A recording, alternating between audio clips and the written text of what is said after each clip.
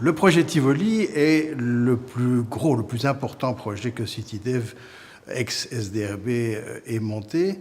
Et c'est donc essentiellement le projet d'un quartier complètement réaménagé, puisque c'est une ancienne friche industrielle. Alors c'est un projet qui est ambitieux dans la mesure où nous souhaitions dès le départ faire de ce quartier un quartier mixte qui rassemble l'essentiel des fonctions qu'on trouve dans une ville, c'est à savoir de l'activité économique, du logement et du commerce. Le site Tivoli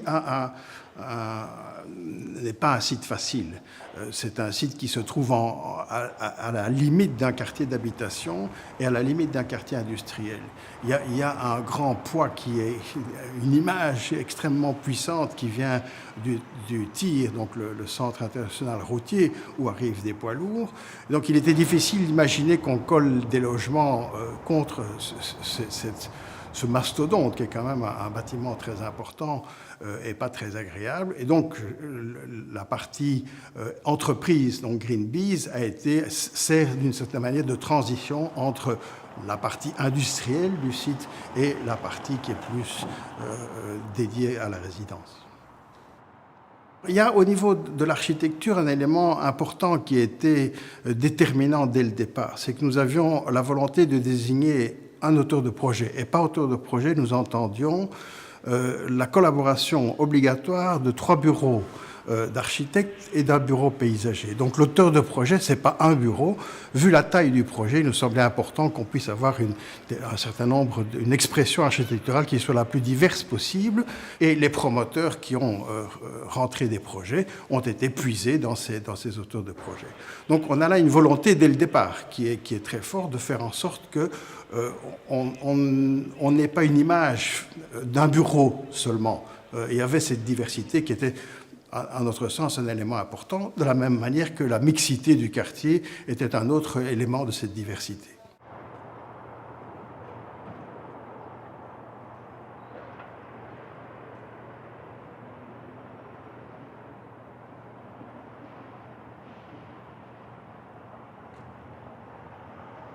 Au départ, le travail qui a été conduit, c'était notre volonté, c'était de faire un plan de lotissement, avoir un permis de lotir, et donc définir un certain nombre des règles ou des contraintes qui devaient être poursuivies et à travers lesquelles le projet devait s'élaborer. On a fait appel à un bureau d'études qui était désigné, en l'occurrence le bureau MSA. On a fait un très bon travail avec Benoît Moritz pour pouvoir générer un schéma de développement, puisqu'on imaginait tout de suite se retrouver avec des centaines de logements et des milliers de mètres carrés d'activité économique. Et là, par rapport à ce schéma de développement, il y a un travail de maturation, de connaissance du quartier, de dialogue avec les riverains. On a passé plusieurs soirées pour rencontrer les riverains, qui étaient très fertiles, dans la mesure où on était vite convaincus de grandes options qui ont été prises dans le cadre de ce schéma de développement.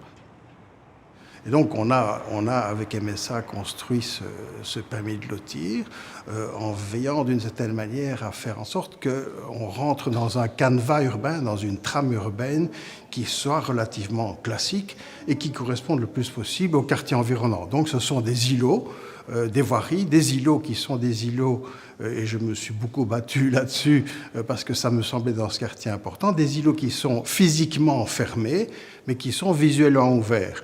Donc c'est une manière de protéger les intérieurs d'îlots, comme c'est une tradition tout à fait classique, non seulement à Bruxelles, mais dans bien des villes européennes. Un écoquartier, c'est un quartier dans lequel le développement urbain intègre à la fois des éléments de développement durable et donc aussi une place assez importante pour la biodiversité, des éléments liés au cycle naturel et d'être complètement intégré dans la ville, mais en termes de biotope.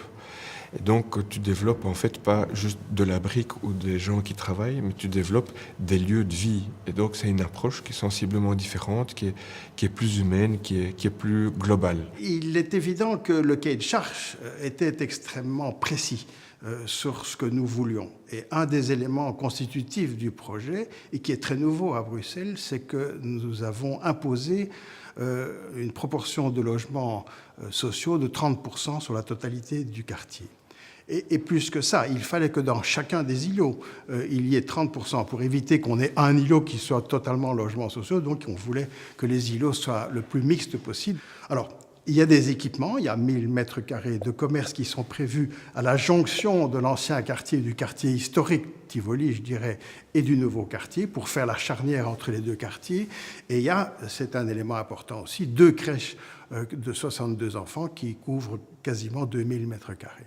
Et un espace vert, qui était une des contraintes les plus importantes du site, puisque sur cet espace vert, il y avait 2 platanes d'Orient qui sont sur la liste de sauvegarde, qui sont des arbres assez énormes et qu'il fallait maintenir. Donc on a là un poids autour duquel on a dû tourner d'une certaine manière et aménager le quartier pour qu'on respecte et qu'on profite. C'est à la fois une charge, mais c'est aussi évidemment un élément qui a construit le projet. L'eau est un élément important. On a veillé à faire en sorte que l'eau soit présente, qu'on voit l'eau, je dirais, à tous les étages, puisqu'elle est à la fois en toiture, mais elle est aussi dans les intérieurs d'îlots, dans les jardins, et elle est dans les voiries, puisqu'on a conçu les voiries avec des noues, ce qui est évidemment très, très nouveau pour Bruxelles. Et autre élément très important, un travail très, très pertinent, je trouve, sur l'énergie.